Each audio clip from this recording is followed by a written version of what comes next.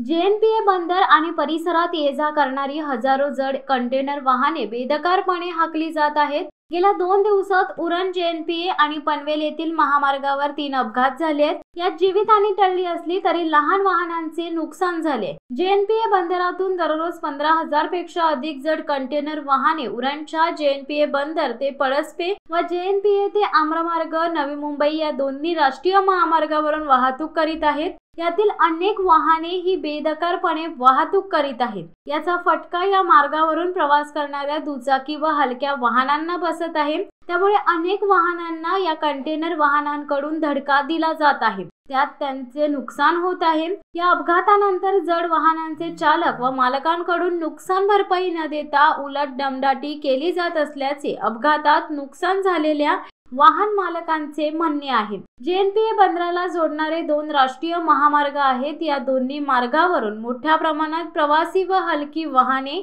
तसेच दुचाकी वाहने प्रवास करीत आहेत। मात्र या जड व लांबीच्या कंटेनर वाहनांचा अंदाज न आल्याने अनेक अपघात या मार्गावर होत आहेत। जेएनपीए बंदराला जोडणाऱ्या दोन्ही राष्ट्रीय महामार्गावरील हलक्या व दुचाकी वाहनांना सुरक्षित प्रवास करता यावा याकरिता सेवा मार्ग बनवण्यात आले आहेत। मात्र या मार्गावर मोठ्या प्रमाणात जड कंटेनर वाहने उभी केली जात आहेत। त्यामुळे हलकी आणि दुचाकी वाहने मुख्य मार्गावरून प्रवास करीत आहेत। परिणामी अपघात होण्याचा धोका वाढत आहे। त्यामुळे दोन्ही राष्ट्रीय महामार्गावरील सेवा मार्ग मोकळे करण्याची मागणी प्रवाशांकडून केली जात आहे।